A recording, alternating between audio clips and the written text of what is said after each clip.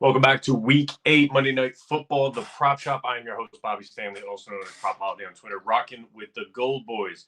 We have a barn burner for you in Monday Night Football tonight that we'll go into detail. I covered a little bit of NBA. But first, Sports Equinox Day. That is right. NHL, NFL, NBA, MLB, all in one day.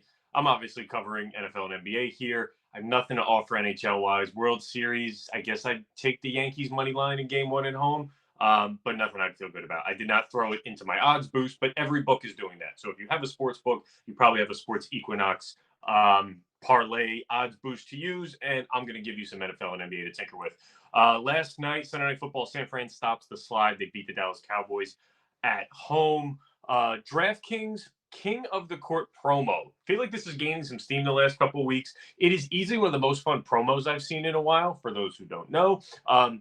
You opt in by placing a max $10 wager. For me, it's max $10 on a player prop. You make sure you click off the tab when you place the bet.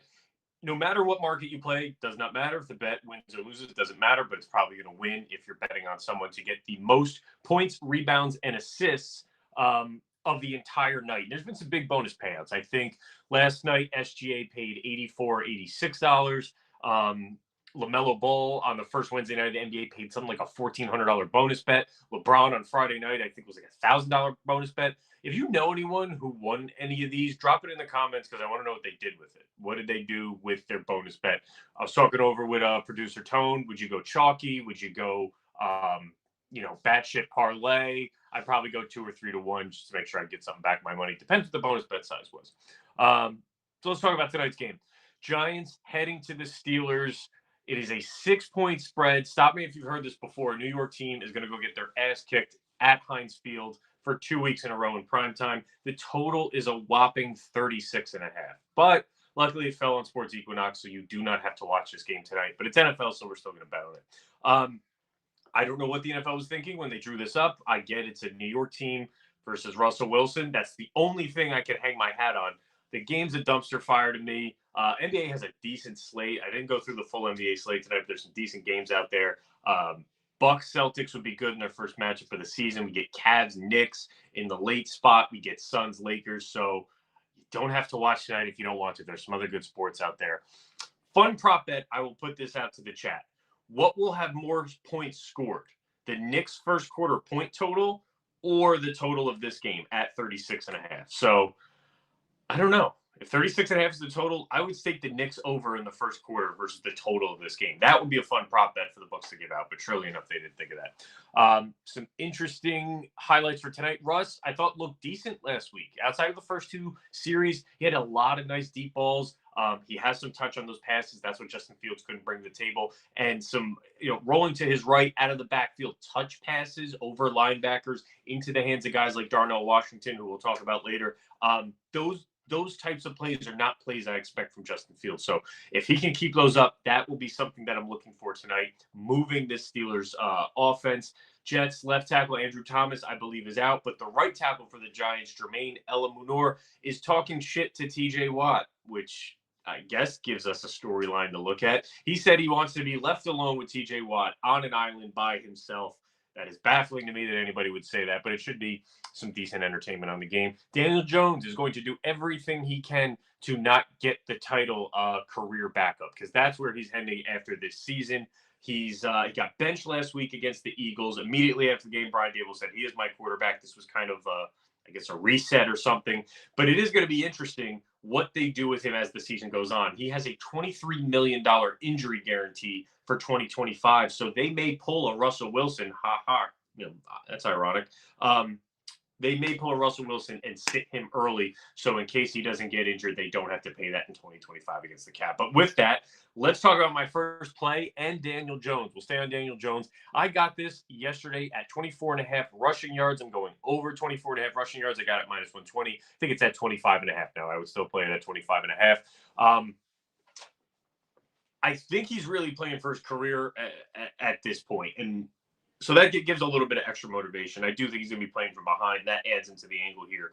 But I love this. I love this angle when doing quarterbacks and rushing. Steelers, one of my favorite defenses to target for this. They are bottom 10 in blitz rate. but they do a great job generating pressure. I did this with Patrick Mahomes against the Arizona against the San Francisco 49ers. Steelers defense, I think, is very similar to the San Francisco 49ers. They get pressure with their front four. They have a guy who's constantly putting pressure on you, but they're not dropping those guys back.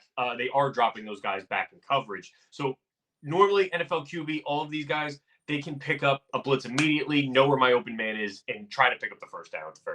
Try to get the ball out of their hands.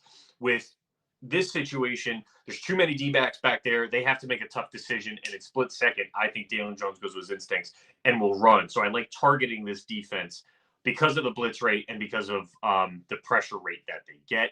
His median rush this season, I like median, is 28, so we're getting it below his median rush, and I think the opponent puts me over the edge. So I would still play this at 25.5. I think Daniel Jones is running for his life tonight. That is 1 unit from me.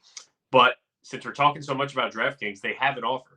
Bet $5 and get $150 in bonus bets instantly. Perfect for new users looking to jump in. Just follow the link in the description to join. Must be 21 plus, 18 plus in Kentucky and Wyoming. Gambling problem? Call or text 1-800-GAMBLER. So DraftKings getting a little bit of love from us on the prop shop the last couple weeks. Going over to tonight's play, my second play, got to have a guy on the offensive side of the ball for the Steelers. I like Jaylen Warren over 13.5 receiving yards for 1 unit. Giants allowed the 6th most receiving yards to opposing running backs, bottom 10 in targets as well.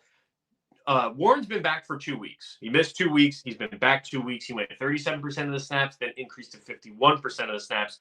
And now he's playing the most disruptive defensive tackle in the league, Dexter Lawrence. He would normally be a defensive player of the year candidate, but he's on the New York Giants. So that'll be fun to watch. But with him getting pressure internally to Russell Wilson, you got to think they're going to draw up some quick screen plays, get the ball out of his hands quick and see if they can make them pay in the event that the Giants do bring the house. So they're getting burned by running backs. I think this is the perfect running back getting into a swing of things. If you remember late last season, they were talking about Jaylen Warren finally taking over as the starting back, and Mike Tomlin doesn't have a problem making a big change. We just saw that Russell Wilson and Justin Fields. So wouldn't be shocked to see Jaylen Warren with a big workload tonight. 13.5 receiving. I think his median was 13 on the nose. So the matchup puts me over the edge here on 13.5 receiving yards.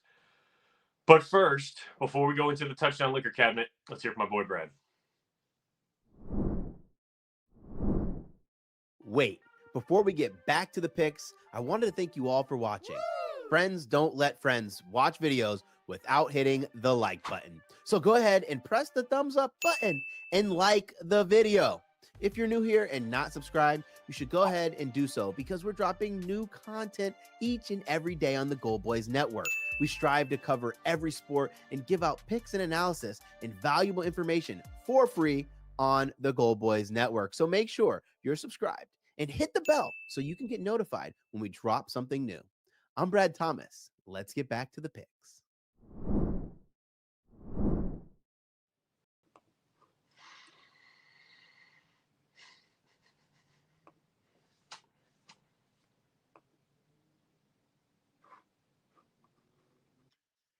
Oh, sorry, guys. We are back. Touchdown liquor cabinet for tonight.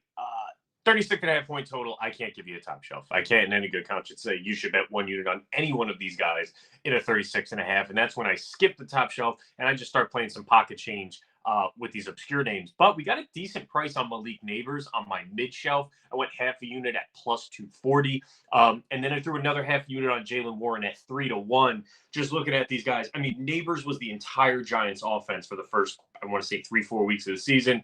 He gets hurt, concussion. He misses 2 games. He's back last game, but he didn't get a full workload, and the Giants got their ass kicked by the Eagles. I want to throw that one out the window. Expect a big dose of Malik Neighbors. There's a fun prop that we're going to talk about in a minute for my lotto and long shot, cross sport one. But Neighbors plus 240, half a unit, and then Jaylen Warren.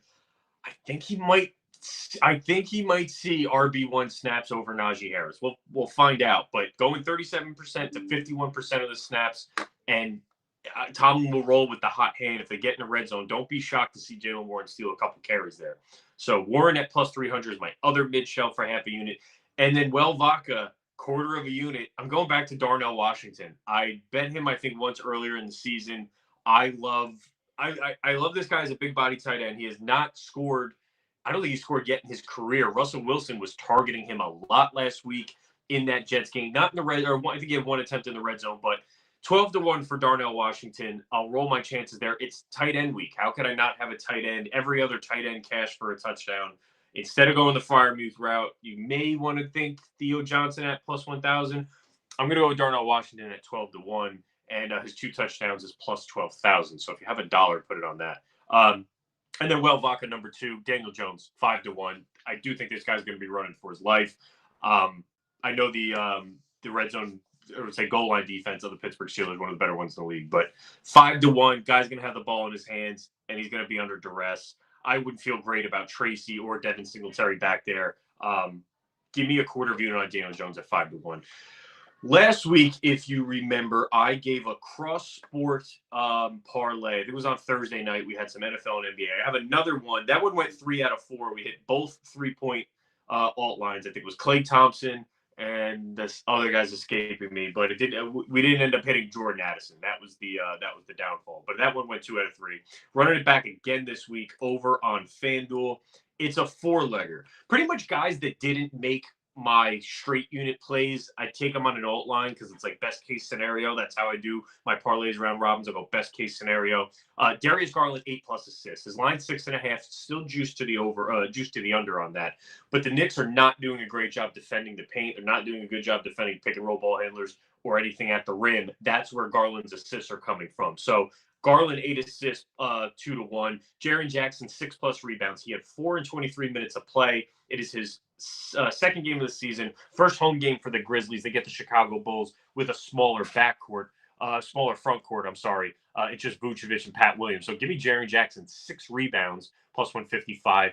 Cross sport, Malik Neighbors 1 reception in each quarter. He is that offense. It's plus 135. I threw that in there. And then Denny Advija, Portland Trailblazers, formerly of the Wizards, 4+ assists. He had a 6 assist game 2 games ago. I think he's averaging 8 potential assists per game. Playing the Kings that give up a ton of threes, and Denny Advija's assists are all coming from above the break. So Denny on 4 assists, Malik Neighbors 1 reception each quarter, Jaren Jackson 6 rebounds, Darius Garland 8 assists. I know it's a mouthful. This is 36-1. I threw $10 on it. Pays $377. I gotta have one of these tonight, especially when we get NFL and NBA. So lock that 4-legger in. Go to the touchdown liquor cabinet. Keep it light work. It's 36.5. But Jalen Warren over 13.5 receiving yards. Daniel Jones over 24.5 rushing yards. And we are out of here. I will see you Thursday, guys. Take care.